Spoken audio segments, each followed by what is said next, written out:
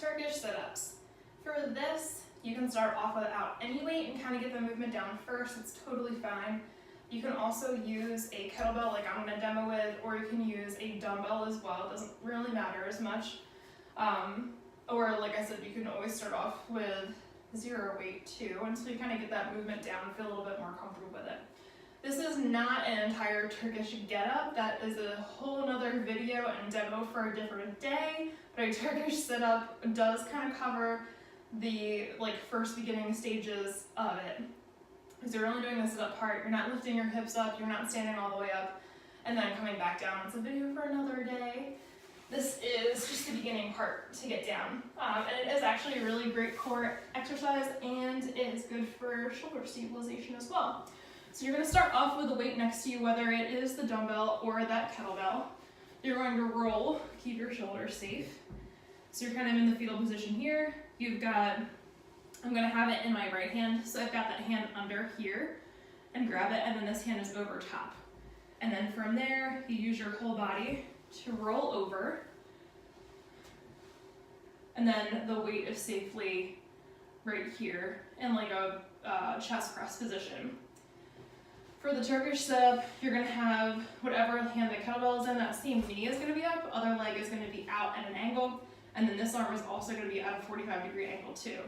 And that matters a little bit more once you get to the actual Turkish get-up, the thing in its entirety. But get in that habit now, and it also makes it easier to roll, which I'll show you in a second. So have your arm and your leg, your straight arm and leg out at a 45. You're going to press this up, and then this stays up the entire time. Nice straight wrist. Don't let your hand bend back like that. You want to keep it nice and straight.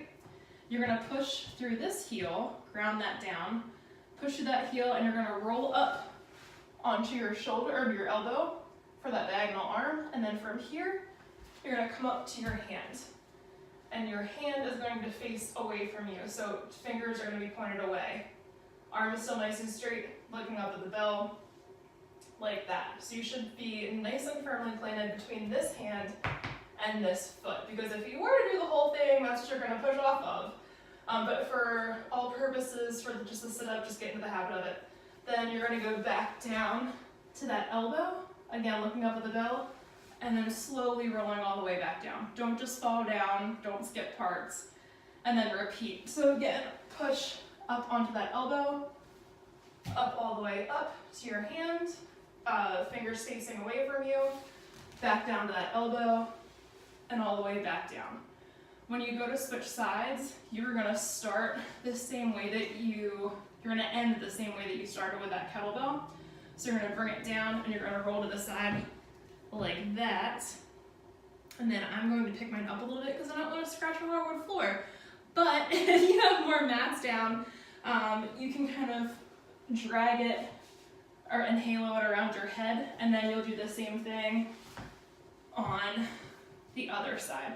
So again, you're out at an angle, you're going to push through this heel, roll up at an angle onto that elbow, up onto your hand, palms facing away, or fingers facing away, back down to your elbow, and then all the way back down to that starting position.